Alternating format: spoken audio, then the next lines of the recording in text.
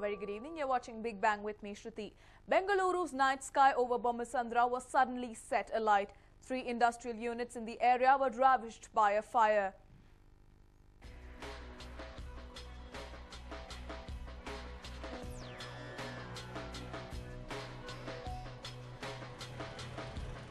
Even as the residents of Bommasandra were fast asleep early on Saturday morning, a fire was raging. A fire broke out in Manjunath Timber and Sawmill between 1:30 to 2 a.m. The fire spread to Sandhya Precision Technology and Adarsh workshop too, gutting goods and equipment worth crores.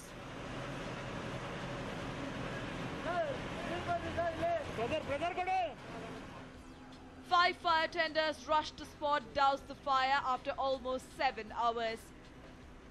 Officials have ruled out the possibility of a short circuit, but are yet to find out what caused the fire.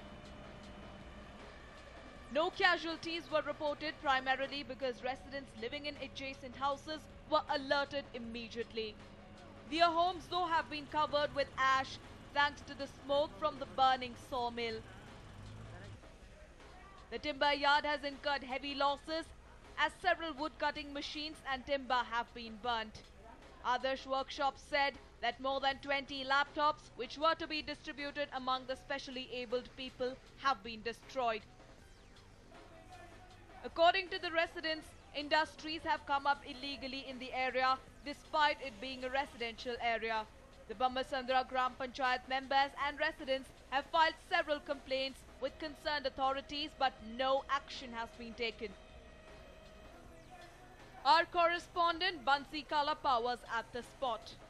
Well, this is Hosur Road, Hebgudi, about an hour's drive from Bengaluru, and this is the Manjunatha Timbers, where a fire broke out early this morning. The fire has been doused, but this is the kind of damage that it has wrought. You can see this entire timber depot where valuable timber is stored has been completely gutted in the blaze. The blaze which began, the fire department said it. They received the report at about 3:30. 12 vehicles attended to this blaze. This depot, which is on the ground floor and on the first floor. This is near the Electronic City in southern Bengaluru. And this entire depot has sustained huge losses. Now you can see the loss is very evident. Wood has turned into charcoal, completely gutted in the blaze. Now what use is it to anyone? The owners who are not here, the owner is not here. They suspect it is an electric short circuit, and the intensity of the blaze burning everything in this place. Now the loss hasn't been estimated, but it could be huge, colossal losses. And the building not only restricted to this, the fire not only restricted to this building, but even affecting the adjoining buildings nearby. Well, they have managed to put it out. 12 fire tenders battling the blaze for several hours before putting it out. With camera person Mutraj, this is Bansi for News9. They were friends, but liquor and youthful exuberance was used for the wrong reason. They picked up a quarrel for a trivial reason and failed to keep their anger in check. None of the youth are about 25 years, but the crime they had committed will put them in jail for those many years for sure. Well, these are the men who eliminated another youth called Suresh for literally no reason. A quarrel broke out among them, which could have been easily forgotten as a drunken brawl. That was not the case. On the 18th of this month, Rakesh, Ravichandra, Lochan and Pradeep, all of them friends, were enjoying a drink in a bar in Rajaji Nagar. Suresh was seated at a table next to them. Suddenly a tiff surfaced between the four and Suresh.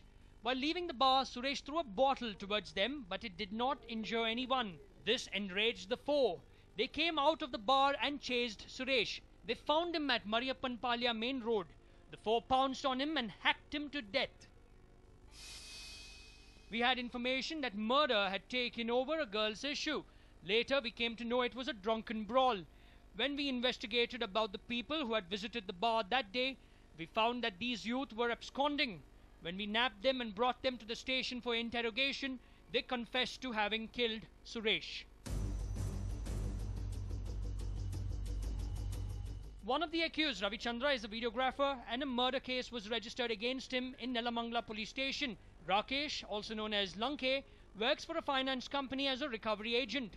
Pradeep Bhatt is unemployed and Lochin Kumar is a second-year MBA student. Apart from Ravi Chandra, all of them had a clean record, but now they are rowdy cheaters. So we took up this case very seriously, and initially we conducted investigation whether any robbery was being committed because of which this murder was done, or whether it was out of personal enmity. So once we started inquiring in the local area, we realized that the murder had taken place because of a small drunken brawl that had taken place where the deceased Suresh Kumar had gone to drink. So the facts are that Suresh Kumar had gone to drink in one Sai Wines that night. There the 4 accused people also had come. There he had a fight in the bar, because of which once this deceased Suresh Kumar was going back home, the 4 accused chased him with much and long, and they assaulted him and killed him. The Rajajinagar police are now probing how the 4 gained access to machetes and swords used in the crime. Sunil, News 9, Bengaluru. In a shocking case of daylight robbery in Kumaraswamy layout, 3 miscreants entered the house of a MICO employee Manjunath at about 1:30 in the afternoon and made away with 48,000 in cash and about 400 grams of gold. The Kumaraswamy layout police are currently investigating the matter.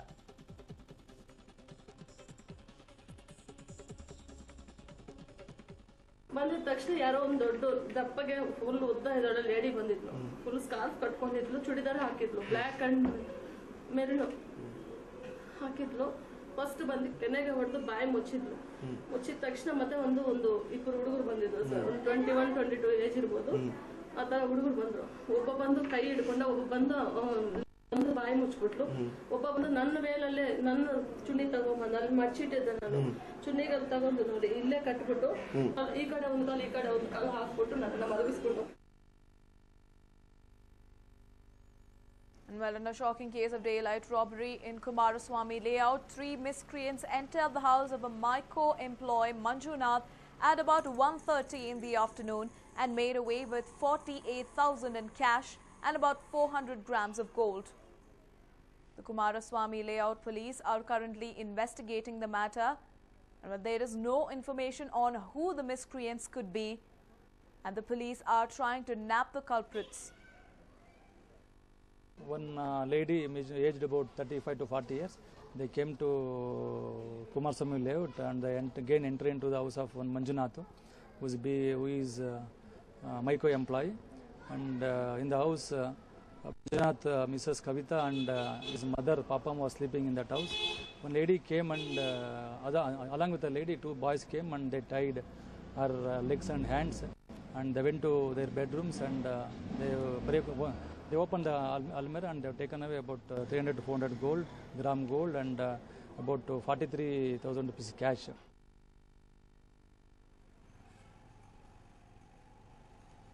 Well, my colleague Deepak was at the spot when the incident came to light. Here is what really transpired. We are here at the Vajramani Road in Kumaraswamy layout, where about 1:30 this afternoon a shocking robbery took place here. On the first floor is the house which was robbed, where about 3 people, including one woman who walked into this house completely masked in monkey caps and scarves, walked into this house, threatened the lady, that is Manjunath's wife Kavita, who was there along with her mother-in-law Papama, who was lying down in the hall, who was sleeping while this incident was happening.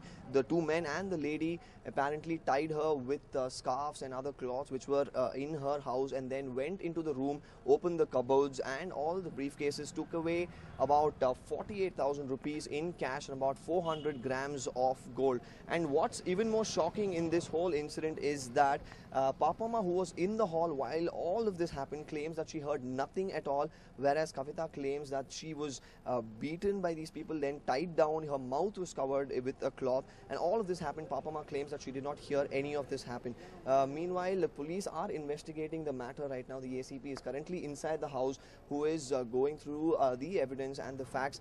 But for now, the police claim that they will try their best to nab these miscreants as soon as they can. But what's shocking is that this is quite a big residential area, a lot of people, and this incident has happened in broad daylight. With camera person Vinod, this is Deepak for News 9.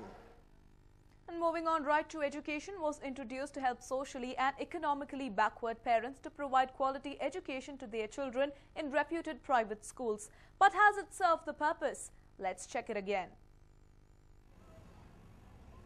Well, we have been reporting a lot about Right to Education and how it is being misused by private school managements.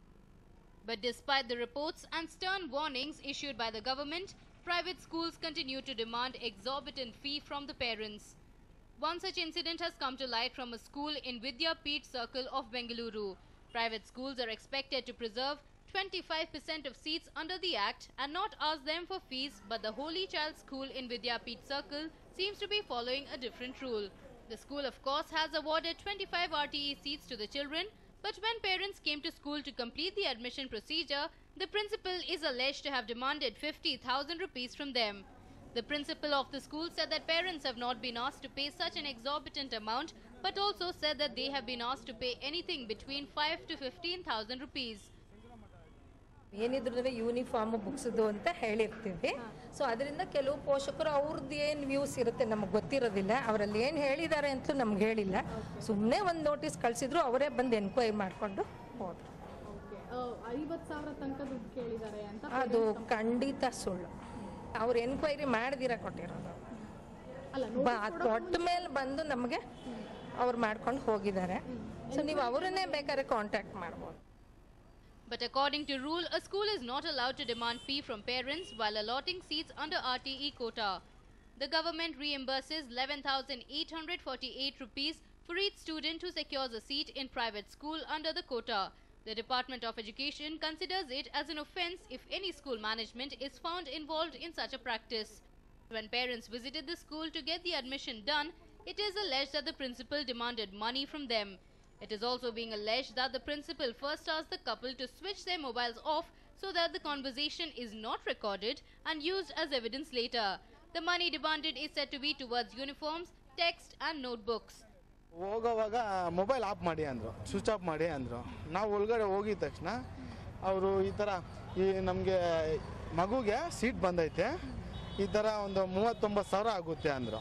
ನಾನು ಅಲ್ಲ madam, ಯಾಕೆ 39,000 ಆಗುತ್ತೆ, ನಾವು ಆಟಿಯಿಂದ ಹಾಕಿದ್ದೀವಿ, ಎಲ್ಲ ಅವರೇ ತಾನೇ ನೋಡ್ಕೊಳ್ಳೋದು ಅಂದರು. ನಾನು ಅಂದಿದ ತಕ್ಷಣ ಅವರು ಇಲ್ಲ ಆ ಥರ ಅಲ್ಲ, ಬಿಲ್ಡಿಂಗ್ ಎಲ್ಲ ನಾವು ಕೋಟ್ಯಾಂತರ ರೂಪಾಯಿ ಹಾಕಿ ಬಿಲ್ಡಿಂಗ್ ಕಟ್ಸಿದ್ದೀವಿ, ಒಬ್ಬೊಬ್ಬರು ಟೀಚರ್ಗೆ ಬಂದು 25,000 30,000 ಪೇಮೆಂಟ್ ಕೊಡಬೇಕು. Narayan Swamy had then filed a complaint with Shankarpuram Block Education Officer. The issue came to light when the matter was investigated. A notice was issued to the school immediately and the management has to give an explanation in the next 7 days. Our rules and regulations are saying no payment, no fees, nothing for the RTA children. Even though the particular some schools are demanding for the RTA children to remit the fees regarding computer fees, textbook, uniform, socks, shoes and small classes and etc. and co-curricular activities like that. But there is no rules and regulations to pay the fees or anything for the schools. The RTE is expected to provide free education to children from economically weaker sections, but there is no clarity on whether parents should pay for extracurricular activities. Hence, private school managements have begun to cash in on this loophole of the Act. The government has to intervene at the earliest to ward off this confusion, else parents would be taken for a ride by the private school managements. Amrita Patil for News9, Bengaluru.